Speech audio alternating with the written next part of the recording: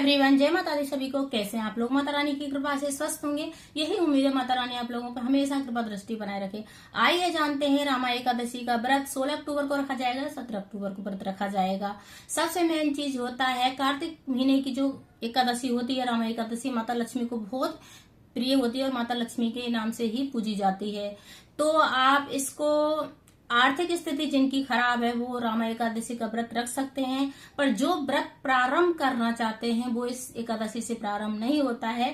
जो देव उठने वाली एकादशी आएगी उससे आप व्रत प्रारंभ कर सकते हैं एकादशी का, क्योंकि साल 2 साल बहुत लोग जन्म जन्मांतर रहते हैं। बहुत लोगों की जैसी सामर्थ्य जैसी श्रद्धा है उस हिसाब से किया जाता है। पर रामा एकादशी भी बहुत सर्वश्रेष्ठ एकादशी है, पर इससे व्रत नहीं उठाया जाता है। वैसे मन की धारणा है तो कोई भी एकादशी से आप व्रत उठा सकते हैं। वैसे जब जैसे एक विधि विधान से व्रत उठाना है तो या तो जो बैसाख की आती है निर्जला एकादशी उससे व्रत उठाया जाता है, या कार्तिक मास की जो देव उठनी एकादशी आती है उससे व्रत उठाया जाता है, जैसे प्रारंभ किया जाता है। अब आता है कि 16 अक्टूबर को अगर हमें व्रत रखना है तो उसमें दशमी लग रही है, 10:30 बजे तक दशमी है, तो हमें दशमी युक्त एकादशी का व्रत नहीं रखना चाहिए। तो हमें 17 अक्टूबर को व्रत रखना है। वो जैसे एकादशी 11:30 बजे तक रहेगी, तो उदित तिथि को ध्यान में रखते हुए हमें 17 अक्टूबर को व्रत रखना है, क्योंकि द्वादशी भी लग जाएगी और एकादशी भी। ऐसा अगर हम व्रत रखते हैं तो बहुत लाभकारी होता है, हजारों गुना फल मिलता है अगर हम द्वादशी युक्त व्रत रखते हैं तो। अब आता है कि हमें जो नियम होते हैं वो नियम फॉलो भी करने होते हैं। तो हमें दशमी से ही नियम फॉलो करने होते हैं। तो हमें तामसिक भोजन बिल्कुल भी नहीं खाना है, लहसुन प्याज हर चीज का त्याग कर देना है। दशमी से जो व्रत रखते हैं वो चावल नहीं खा सकते हैं, जो व्रत नहीं करते हैं वो चावल खा सकते हैं, और व्रत करते हैं वो उनको चावल नहीं खाना है दशमी के दिन, शाम को तो बिल्कुल ही नहीं खाना है। अब आता है कि जैसे बहुत लोग 2 टाइम खाना खाते हैं दशमी के दिन, बहुत लोग 1 टाइम खाना खाते हैं। तो सूर्यास्त के बाद खाना नहीं खाया जाता है दशमी के दिन। अगर कोई कारणवश आप इधर उधर हैं तो आप फलाहार कर सकते हैं। और सबसे मेन चीज होता है पृथ्वी शयन करना है, ब्रह्मचर्य का पालन करना है दशमी को, और हमें प्याज लहसुन वगैरह का मांस मदिरा कोई भी चीज हमें नहीं खानी है दशमी के दिन। अब आता है हम एकादशी को।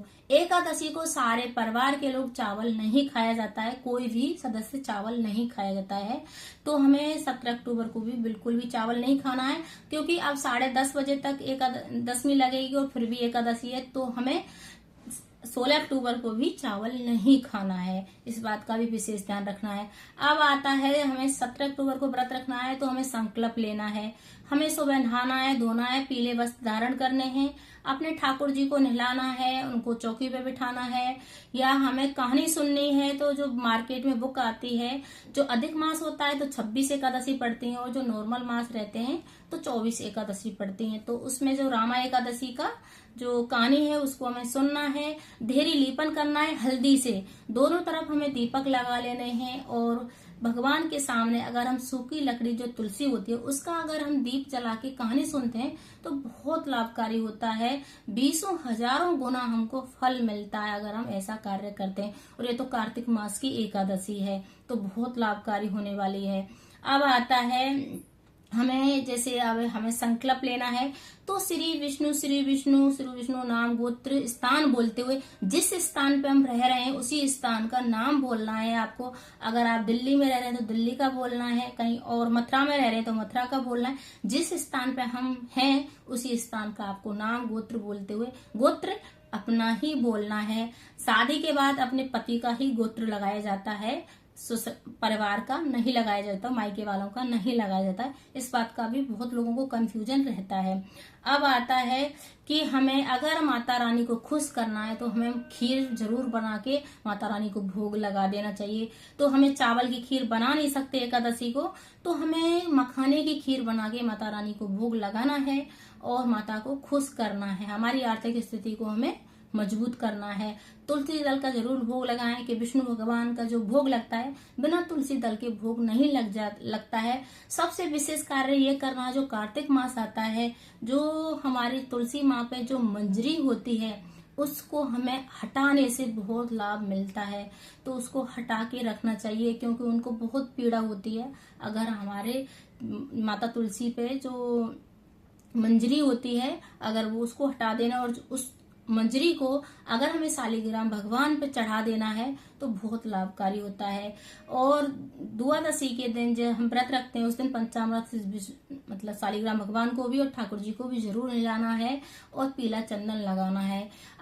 और सबसे मेन चीज होता है, अगर हम पारण करते हैं उस दिन, दूसरे दिन हमें त्रयोदशी को हमें पारण करना है, तो सुबह नहा धोकर हमें पारण करना है, फिर भगवान का भोग लगाना है और मंदिर में एक इंसान का खाना, जैसे पंडित जी को दक्षिणा और खाना निकाल के आना है, या सूखा खाना भी आप निकाल के आ सकते हैं। बहुत लोग क्या करते हैं कि पंडित जी जैसे बना हुआ खाना नहीं खाते हैं बहुत लोगों का, तो आप सूखा निकाल के एक इंसान का खाना निकाल के आप दान दक्षिणा करके आ सकते हैं। सबसे मेन चीज होता है, जो कार्तिक का महीना होता है वो माता लक्ष्मी को बहुत समर्पित है।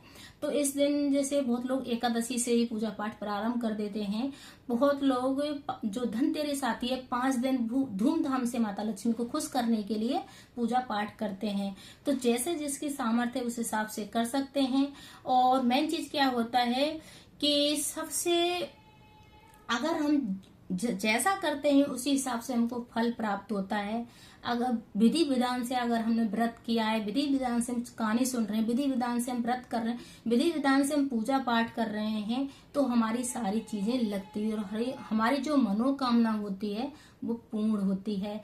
और जो हम संकल्प लेते हैं, बिना संकल्प के हम व्रत नहीं करना चाहिए।